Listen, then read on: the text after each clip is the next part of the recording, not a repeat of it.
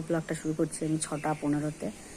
দেখো 6:15 সময় আজকে কত সুন্দর ঠান্ডা ঠান্ডা আছে, বাইরে একটু ঠান্ডা ঠান্ডা ভাব আছে, ভোরের দিকেই একটু ঠান্ডা ঠান্ডা লাগে। আজকে তোমার দাদা তো বেরিয়ে গেছে, আজকে একটু লেট হয়ে গেছে, তোমার দাদা বেরিয়ে গেছে। আর এদিকে আমি কাজকর্ম শুরু করে দিয়েছি ঘরে। দেখো এদিকে জল পড়ছে, বাসনগুলো মাজবো, সব করবো, জল ভরবো, ঘর ফর ঝাড় দেওয়া হয়ে গেছে, যে দোকানের আটা মাটা সব মুখে রেখে দিয়েছি। আর এই ওভেনটা এত গরম, এই ওভেনটা আমার রান্নাঘরে থাকে, যেখানে বসে বাসন মাজি। যেহেতু এটাতে রান্না করি তো এটা খুব গরম, এটা যেখানে পাতা ছিল পেতে রান্না করি ওই জায়গাটা এত গরম হয়ে যায় ধারণার বাইরে। ওই জন্য ওই জায়গাটা ঠান্ডা হতে দিয়েছি, আর গরম ওভেনটা আমি এখানে এনে রেখে দিয়েছি। ছেলে ঘুমাচ্ছে, চলো আমি বাসনটা মেজে নিই, তোমাদের সঙ্গে একটু পরে দেখা করছি। দেখো আমি একদম স্নান টান করে তোমাদের সামনে হাজির হয়ে গেলাম। আজকে একটা নতুন কুর্তি পরে যাচ্ছি।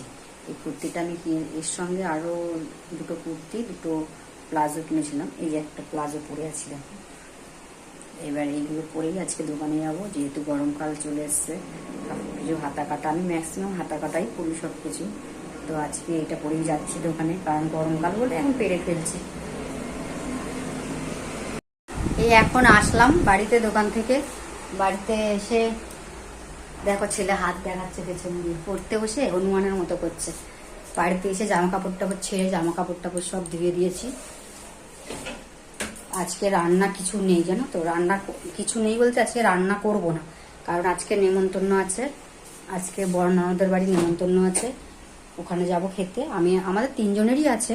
তোমার দাদা যাবে রাত্রে, তোমার দাদা এখন যাবে না, এখন যাব আমি আর আমার ছেলে। আমরা তো ওখানেই খাবো, কিন্তু তোমার দাদার তো বাড়িতে কিছু খাবার করতে হবে। তোমার দাদা দুপুরবেলা এখন দোকানে যাবে, রাত্রেবেলা বলছে যাবে ওদের বাড়ি। তো এখন দাদার জন্য কিছু তো খাবার করতে হয়, কিন্তু খাওয়ার ভাতটা নেই, ভাতটা করতে হবে। আর ওই কালকের যে বাটা মাছ ছিল, বাটা মাছের ঝাল আর ওই মুসুর ডাল করা আছে, এগুলোই দাদার বেলা খেয়ে নেবে, রাত্রেবেলা নেমন্তন্ন বাড়ি গিয়ে খাবে। এখনো স্নান হয়নি, স্নান করব। স্নান টান করে আমি আর ছেলে বেরোবো। ছেলে আজকে চুল টুল কেটে এসছে, কালকে ওর স্কুলের এনসিসির র্যাঙ্ক আছে, ও চুল টুল কেটে ছোট ছোট করে এসছে। ওর স্নান ধান সব হয়ে গেছে, পড়তে বসেছে এখন।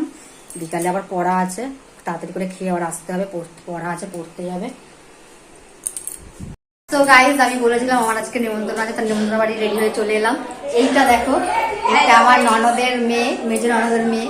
তো এই বাড়িটা হচ্ছে আমার বড় ননদের বাড়ি, ওনার বাড়িতেই আমরা আজকে নিমন্ত্রণ এসেছি। তো কিন্তু বিকেল 4টে বাজে, এখন আমরা খাইনি। এখানে দেখো কত চিল্লামিল্লি হচ্ছে, এখানে দেখো সব লোকজন আছে, সবাই আছে এখানে, ঠিক আছে, সবাই আছে, সবাই এখানে আনন্দ ফুর্তি করছে, কথা কথা বলছে, নানান রকম গল্প টল্প করছে। আর এই এটা হচ্ছে আমার বড় ননদ। তো চলো খাওয়া দাওয়া সেরে নিই, তারপর তোমাদের সাথে কথা বলছি।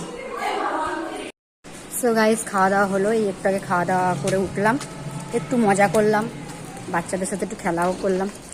এখন বাড়িতে যাচ্ছি। তো এখানে দেখাটা কত সুন্দর মা